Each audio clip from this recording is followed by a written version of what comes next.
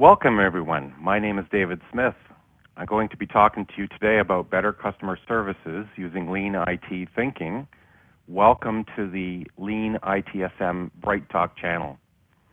I have a real treat for you today. I'm going to share 3 specific stories around Service Desk and talk to you and share with you some of the tools and techniques as well as methods that I used on real live situations and take you through what they are, how I did them, and some of the results that I got with the customers that I worked with.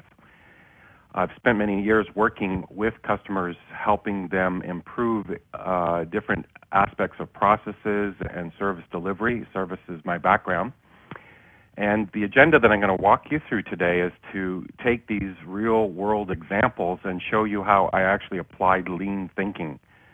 And in there, I'm going to talk specifically about some of the techniques that I use in the way I deliver consulting and share with you how they worked and why I use them. And I'll talk specifically about the domino effect as one method to improve things very quickly and how it works. I'll also share with you some of the visual tools that I use, and these are techniques that are quite effective in using lean methods of getting things done. We'll also look at some different dashboards that I use to actually monitor and measure the success of improvements, and how to put controls in place and build things like critical to quality support metrics so that we can have artifacts and evidence that things are working and going to plan. And then one of the main themes that I'll be reviewing and sharing with you, excuse me, is a technique called Kaizen, and what it is and the method that it's used on going through and figuring out what's broken and how to make changes to it. I'll also share with you concepts and ideas of how to get your dream team or a group of people together that are like-minded, and then share specifically how to get started. So what are the tips and tricks to get you started with your journey and putting things in place. Now, just remind you that if you have questions, please put them into your question box. You should have got instructions on how to do this. And I will handle questions at the end, so I'll read them out and try and answer them. And as well, there will be a short little survey that we do at the end just to see, what you thought of my presentation. Okay, great. So let's get started. So the first part is I've just got a couple of slides. I'm not sure that everybody is aware of what Lean is all about, but for those of you that may not know, Lean it comes from the manufacturing space, and it's really a way of thinking and acting. And its main focus is really focusing on what customers value. So that's at the heart of it. And once you understand that, then you look at, well, what are the things that the customer truly would pay for, and let's eliminate things that are considered waste, things that don't make sense, and the customer, wouldn't get value from that. Some other subtle changes are that management becomes a facilitator, and it gets the employees involved. So a lot of the changes and improvements they come from the grassroots. It's the people that make the change, and this is where we find the great ideas that we want to put in place. And the last part is that it focuses on continual improvement. So it's not just a one-time deal. You actually look at putting items in place that stay forever and a continual improvement process that runs on and on and on. So the principles of how it works is the customer, as you can see in this diagram, is at the center. And then if we walk around and look at the different components, the value stream is the first thing you figure out is, what are the activities that you're doing that actually create that value for your customer. And once we identify those steps, then we look at how do you make it flow in the sense that it's quick and it's efficient and it deals with peaks and valleys and move with adjusting to volumes. And then we make sure that it gets triggered only when the customer needs the service or the acts that you're going to provide for them, so that you don't build up or waste energy on delivering things that are not required. And the last part is making sure that we build quality into the way that we deliver things so that it's first time right, and we focus on delivering, just what's needed and prevention of defects right at the source. So those are the things that we inherently build into it. Now, that's all I'm going to say about Lean. I have lots of other presentations that are on our Bright Talk website that you can go look at if you want to know more about it. We get into quite a bit of detail about what Lean is and how it works. So let's get started. Let's talk about the first story. This first story, I'll call it Gov Ops, and it's all about better customer service through the service desk and reducing Muda. And Muda is a term for waste, and it's how to improve incident flow. And this is a customer that I worked with about 6 years ago, and they're still using this method today. And the story kind of goes like this. Jill, who was the program manager, responsible for this area, she was put in charge, and she successfully was able to dramatically improve the service delivery of a lot of government services, and this group I'll call Gov Ops.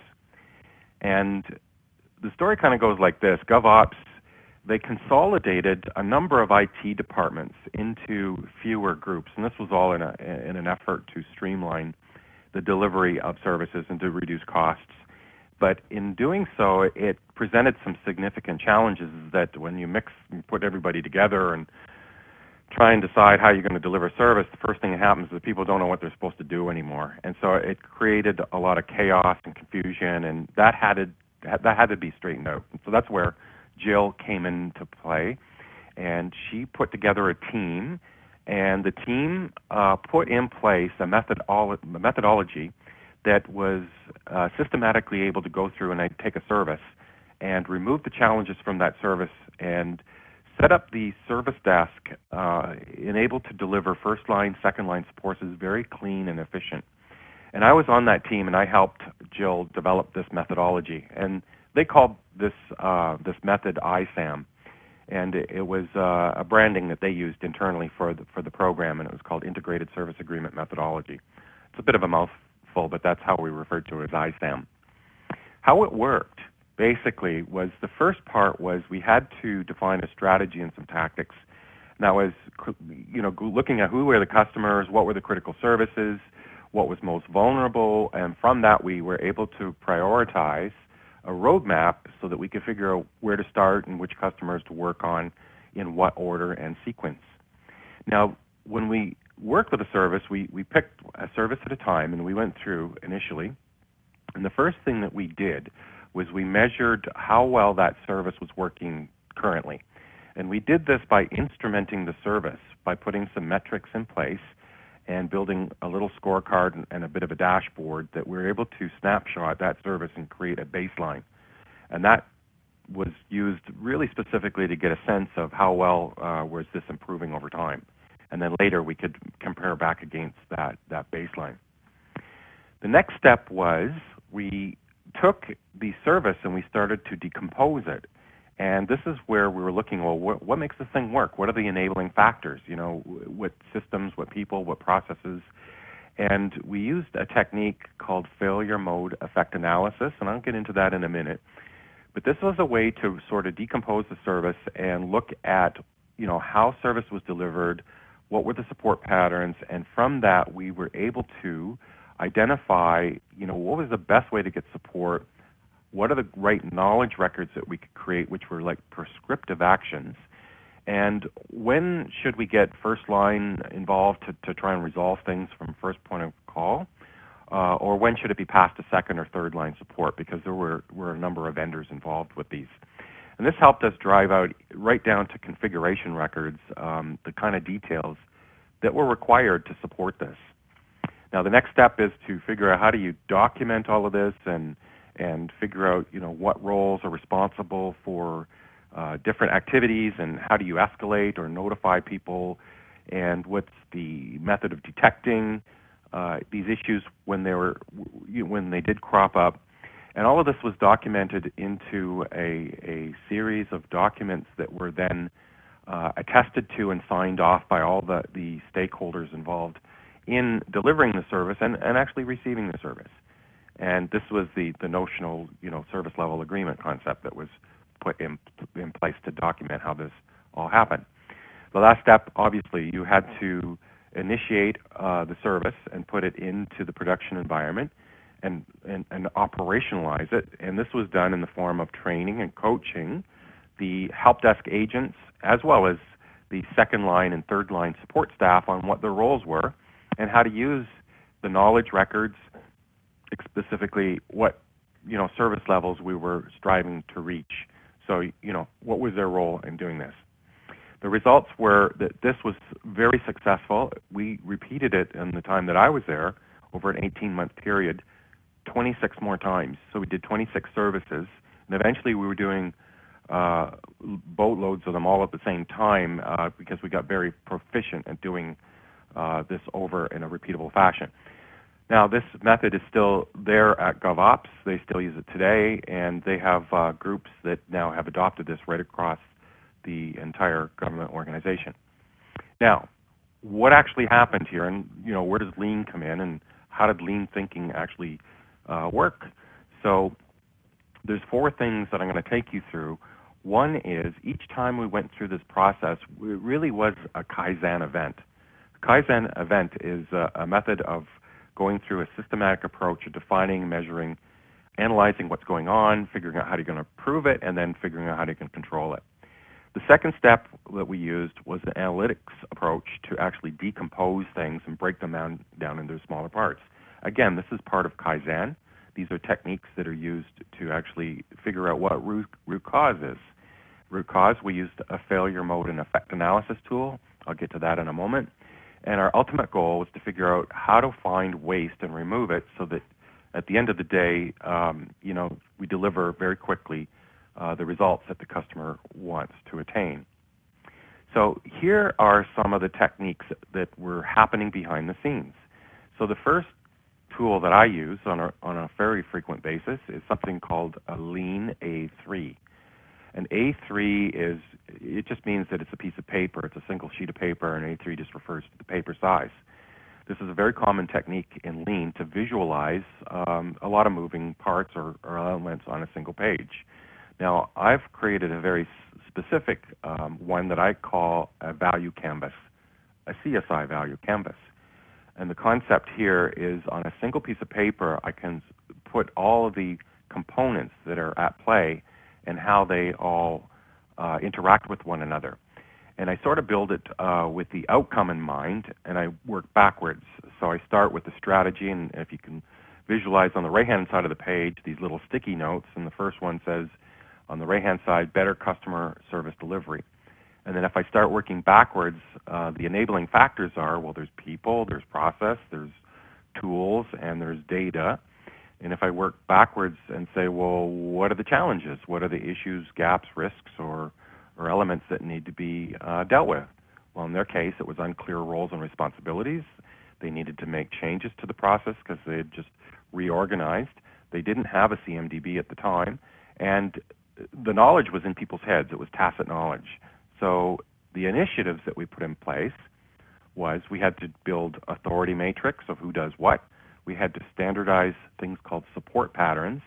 Support patterns are what's the quickest path to getting to resolution when you do have an incident, and how do you document this since you don't have a CMDB into something which we called a support model that identifies that for specific items, if they break, what's the best way to resolve them? And then how do you put this into knowledge records so that we get the knowledge out of people's heads, but into a tool that people can actually use and learn from? You'll also notice that down on the bottom row, there are controls, and these are measurements to a certain degree. And they look, if you work backwards, we look at regulatory compliance, customer satisfaction, availability, reliability, and performance. And those are the kind of metrics that we build to be able to measure how well this is working. So that's sort of a strategic, how do you turn strategy into tactics to actually deliver this? Then, actually going through the motions, each time we worked on a service, first step was to simply decompose it. What was the service? What were the functions of the service? Who used it? What was the priority? Who do you call if that service starts to break? And we broke it down to apps and the underlying infrastructures and the underlying supporting networks. And then we asked questions like who to call, how long will it take, who needs to know, and all of this was captured in a tool which was the failure mode and effect analysis. This tool is great at analyzing what are the kinds of things that could break. And so you codify each of the failure points and you look at, well, if this did fail, how would you notice it, and how severe would this be, and how would you go about fixing this, and what's the quickest path to getting it resolved? This allowed us to figure out what those patterns were to get to closure as quick as possible. And then to actually remove waste, we used a very simple ITIL technique where we looked at what are the most basic components of an incident process, and we call this the value stream. And it simply is you register an incident, you diagnose what's wrong with it, you repair it, and then you may restore the data to get it ultimately back up and running. Now, if you lay that out and look at the roles that are involved with it, you can see across the top of this grid, and you can think of this almost like a board game. You've got the register, diagnose, repair, restore, and then on the left-hand side you have the people, the players, the service desk, the situation managers, the internal support subject matter experts, the vendors. We simply call these tiers, tiers of support. And then what we do is we look at, well, what is the path to get from the left side of the board to the right side of the board in the least amount of moves? And most typical service desks, if they're not very efficient, you'll notice that they get a lot of handoffs, and each time you do a handoff, there's an opportunity for things to go wrong, for things to slow down, for things to sit in queues, miscommunication of information, people don't know, what you really meant. And so each time you pass these to different levels, obviously there is waste that happens. So the ultimate goal is to figure out how can you get from the top left-hand corner to the right-hand side of the board as quick as possible with the least amount of moves. And that's what support patterns are all about, is figuring out the fastest way to get that done. And if you do that well, then you eliminate waste, and service desk becomes much more efficient, and customers are more happy, and ultimately that is the mechanism to create that value. Okay, so that was story number one. Second story is about Big Bank. Big Bank had a situation where they were looking at how to prevent loss of major business customers. And this is by reducing a different kind of waste called Mura. And Mura is all about variance. And variance is when things are unpredictable and erratic and not working consistently. So the story goes like this. Big Bank was in trouble. They had broken services, and specifically these are financial transaction-based services. And so the situation was that they had some very large corporate customers who were threatening to pull out if they didn't get these electronic banking services delivering more effectively and consistently. And what could be worse than that? Well, hey, it doesn't stop there. It does get worse. Every time that some of these services mess up, there are certain circumstances whereby transactions have to be reversed, refunds have to be issued, penalties have to be paid back to the issuers. So the banks actually had to pay money back. And if you do that too many times, the regulatory bodies come in and they see that you're messing up, and all of a sudden you get fines from the regulatory bodies. And if word gets out, then shareholders start to panic, and this is a publicly traded bank, so they start to dump shares and prices drop. So this quickly gets out of hands and can get right out of control. So, what did we do to help here? Well, we, again, used lean thinking. We developed some strategy and tactics. We figured out what the value stream was for these services. We looked at a better way to flow information when things do go messed up, and then how to actually measure it.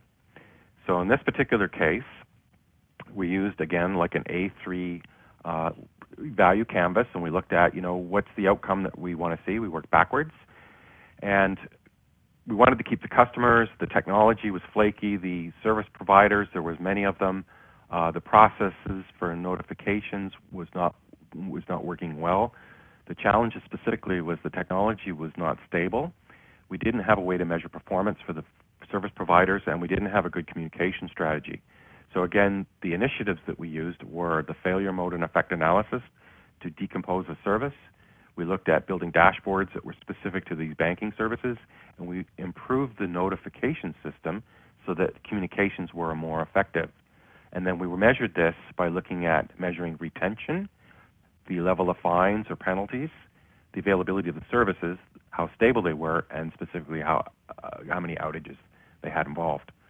Now, breaking this down, their service model, some value streams somewhat look like this. You know, a customer buys business services, but they actually subscribe to it through different access channels.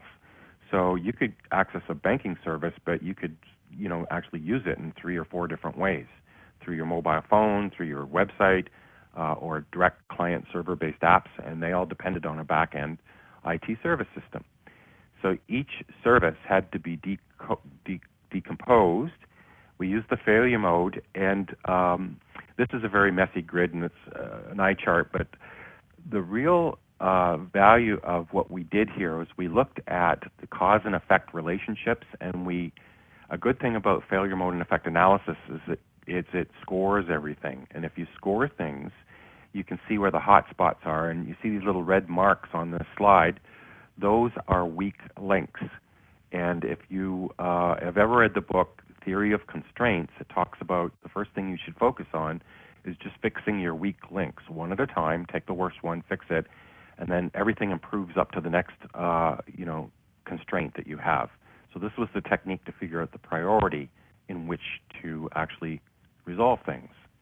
We also looked at how information flowed when there was an incident, and these are major incidents that I'm talking about. So a lot of people involved here, and if you don't communicate effectively, then it can cause other inefficiencies to happen. If you do communicate effectively and you keep your customer informed, you can, as you know, being a service desk person, the first thing they teach you is good communications to keep everybody apprised of what's going on. So we went through and we looked at those communication flows and made improvements using lean thinking.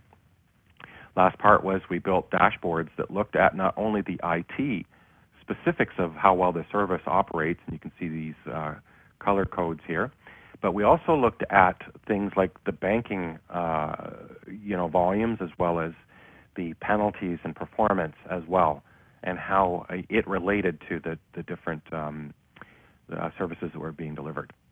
And so that was an example of how we worked with that client. The third story, I'll call it GameOn. GameOn is a gaming company, and they actually had an outsourced service desk, and we used Lean and found that wasn't a good model for them, and they repatriated or brought the service desk back in. And here's kind of what happened in this situation. As I said, GameOn is a gaming business, and they had the service desk outsourced, and the whole notion was, everybody thought, low-cost service provider, it made more sense to just get somebody else to do it. However, when we were operating what we call an IT health check, which we used to perform for them on an annualized basis, we found that there was a growing issue or problem in their service delivery support area, and this checkup identified that the end users were just simply not happy with this new service desk arrangement.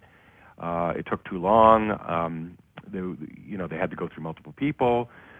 It also was costing more money. The Tier 2 support people, their costs significantly went higher than what it was previously.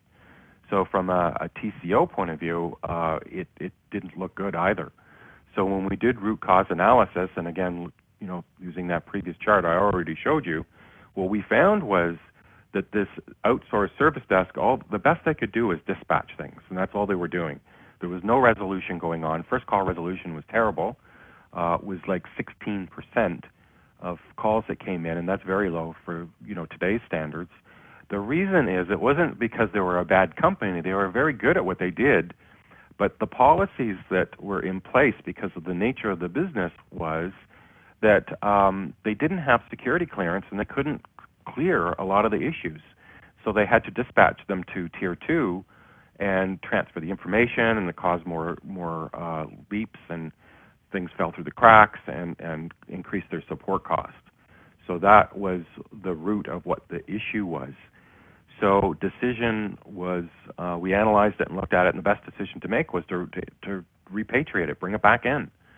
So that service desk was brought back into the organization, and the steps that we went through was we had to, build the strategy and the tactics. We identified the waste, made the decision to pull it back in. We had to measure the before and after, and we did so and pulled it back in. And their canvas looked like this. They wanted ultimately the best value for cost for delivering this kind of service to their users. And so the enabling elements were the external service provider. We had internal Tier 2 support. They're subject matter experts, and we had the end users. These were the enabling factors. And again, I'm working from right to left in detailing this. The challenges were security restrictions for the external service provider. There was more subject matter expert effort involved in this model, and the users felt it was taking too long, and they had call drops, and that was annoying them. So the decision was, from an initiative point of view, to repatriate the service desk, which meant we had to hire service desk staff because we had got rid of them. We had to rebuild the processes, and we had to get some new tools. We put that all together, built the business case, and even the business case was so strong. They went ahead, they did it, and they verified a year later and 2 years later, 2 checkpoints, that in fact it was the right decision to make. User satisfaction went back up, TCO cost per call went down, and the support effort went down, first call resolution went up. And so all of this was tracked in those baselines. So that, again, those are these analytic techniques that we use to look for waste and remove it and measure it and actually verify it. Now, those are the stories. What I'd like to do is show you the underlying tools and some of the methods and the techniques that we're using. And I sort of alluded to it as I was talking through it. And this is kind of how it works and why it works. Well, the first one that I was talking about with all those sticky notes was really a lightweight, lean CSI method. I call it the domino effect. And the whole point of this is that being a consultant, you need to get in, figure out what's going on, and in order to create value, you need to do things very quickly, not using a lot of effort or resources, and it has to be successful. And if you don't do that well as a consultant, nobody brings you back.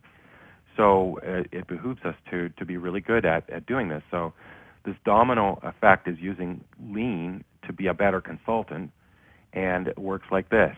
You start with the outcome in mind, which is really the strategy. You work backwards, and this is the notion of planning from the right to the left. So you're working backwards and developing your plan. The first thing you figure out is, well, what are the enabling factors that would be required to help you achieve the strategy? Then you take each enabling factor and you figure out what are the specific challenges, barriers, gaps, risks that are preventing those enabling factors from actually achieving your strategy. And then you step back one more step and you say, well, what are the initiatives or improvements that we could actually make that would remove those challenges and enabling those enabling factors to achieve your strategy? And then the controls are, how do you keep this thing on track? Like, how are you going to measure and make sure that this thing is, delivering what you want it? So if you plan it backwards, when you get to execution, it's as simple as pushing over the first domino. That's the initiative. And if you've done this well and if you're controlling it, then you're going to get the result that you want. Now, when you put this onto a single piece of paper, what happens is you start to socialize it and you talk with other people, and as a result of that, they give you their thoughts, their ideas. You tweak it, you adjust it, and now you've got more people buying into it because they're focusing and they're seeing what's important, what are you trying to get to, what's their role, how do they participate in this.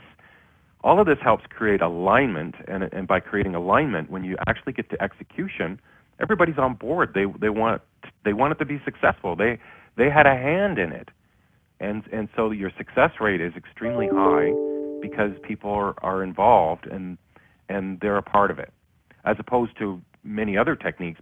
People do these elaborate change plans and bring them to play, and everybody fights it because they don't know it, they don't trust it. So that's how this works and why it works. This tool, as I mentioned, it's an A3. That's the nickname that Lean refers to it. This is a specialized version of it.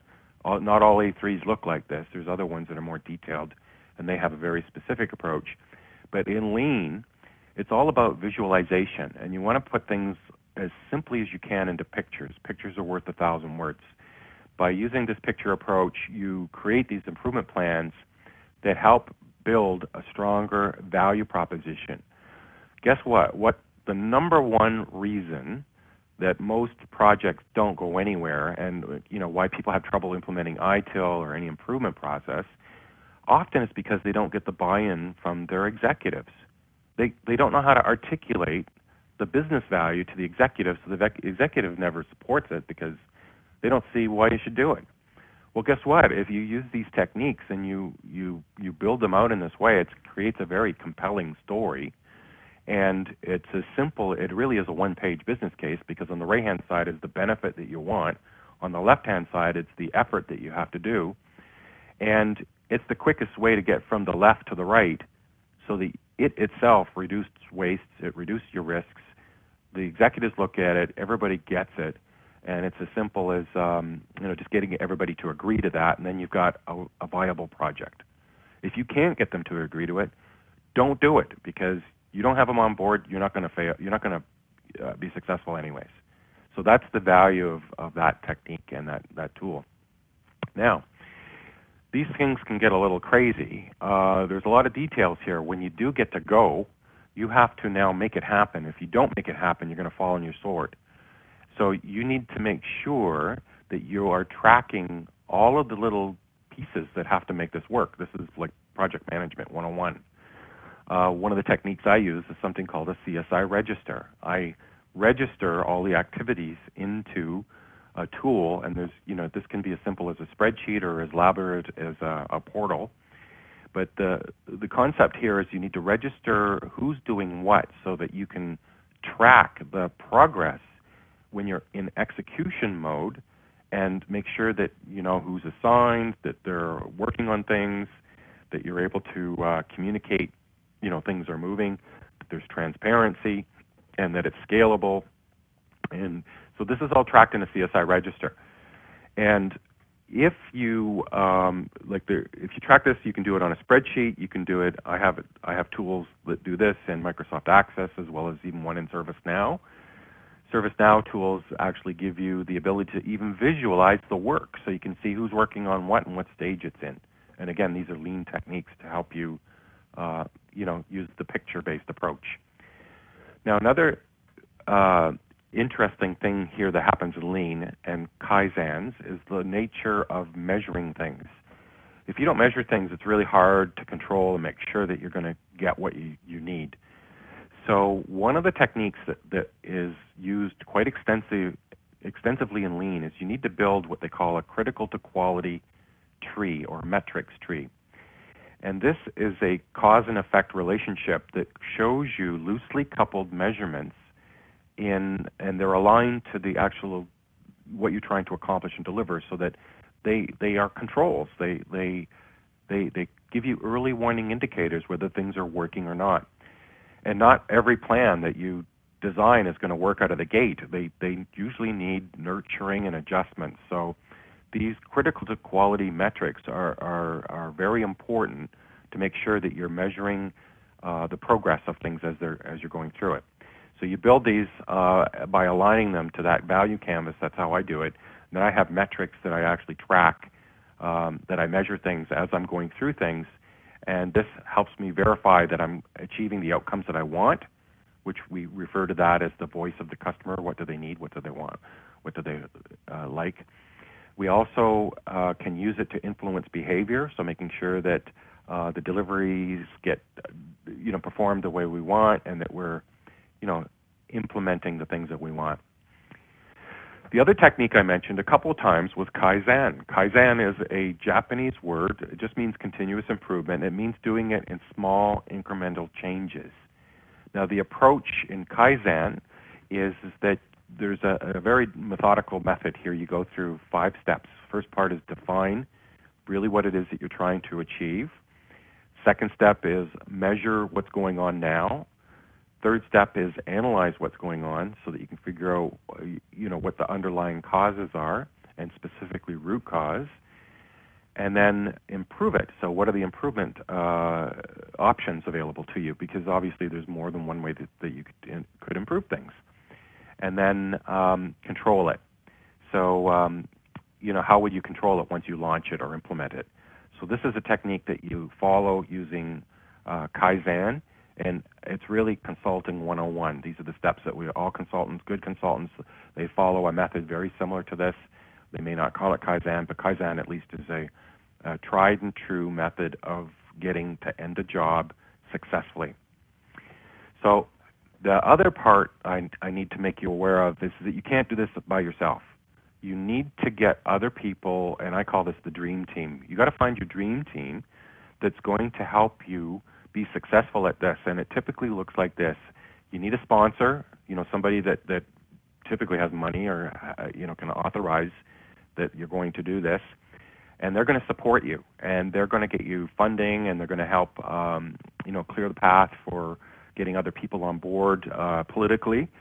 But then you also need a Kaizen lead, and this is the person who's going to lead the workshop. It's like the master consultant that's going to lead the effort. But that consultant doesn't actually do all the heavy lifting brain work. It comes from the team itself.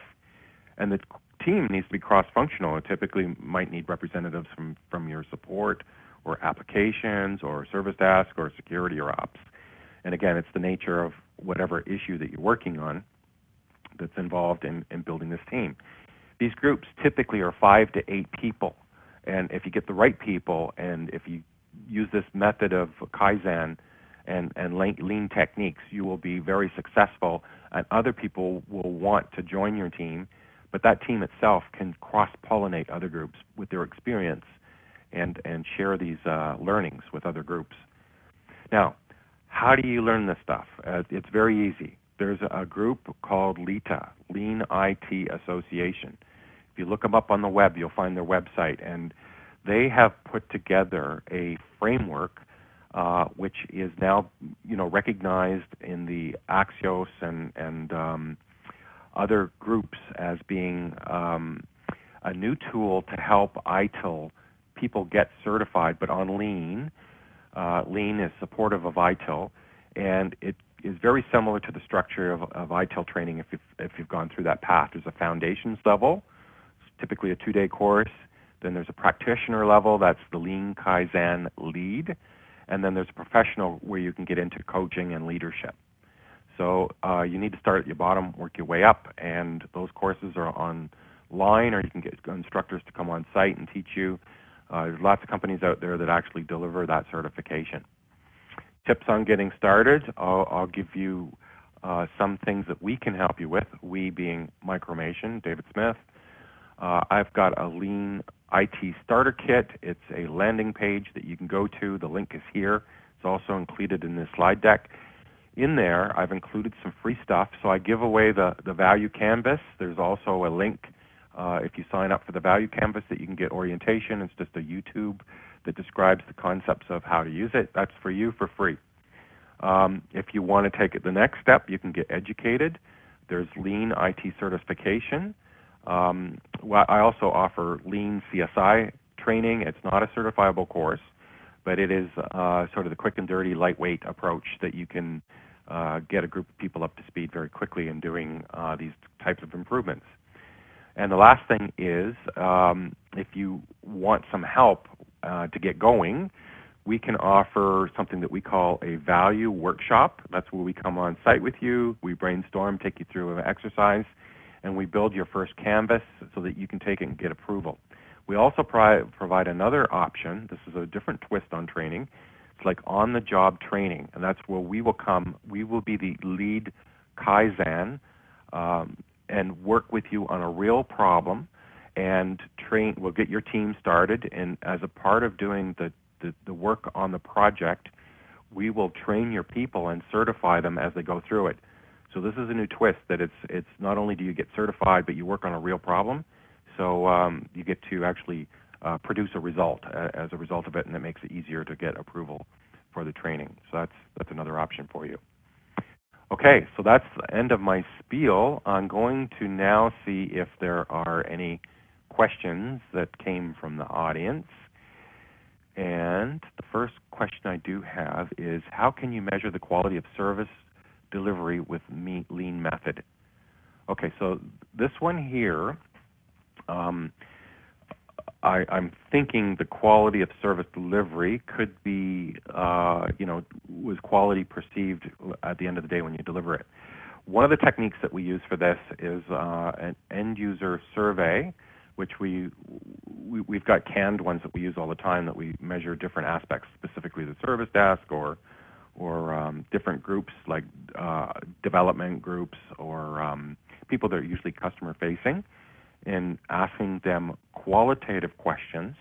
So this is not where we're counting things so much in ticket systems or anything like that, but we ask qualitative questions to assess and gauge their perception of how well things are delivered.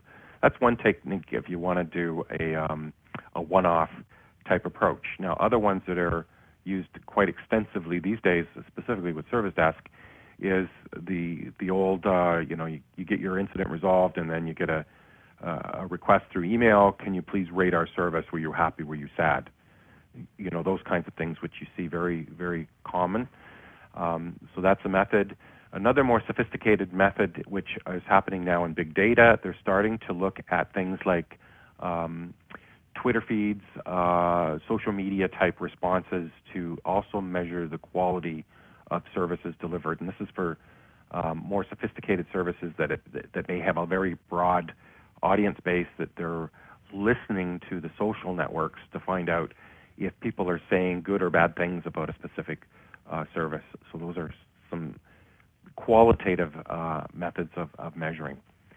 Quantitative is much easier because then you can just count things and you can measure, you can instrument the different services to find out how well things are running. Okay? I don't see any other questions coming in. I would encourage you, if you would please be so kind to give me some feedback. What did you think of the session? Do you want to hear more like this? That'd be great. And a reminder, there are attachments and links attached to this presentation, so there's slide decks there that you can socialize some of these ideas with your people that you work with, and as well the link to that starter kit. So with that, I bid you farewell, and I hope that you can join our other Lean sessions, and I hope you got great value from this, and I look forward to seeing you again someday. All right, and thank you again for Micromation. Goodbye to now.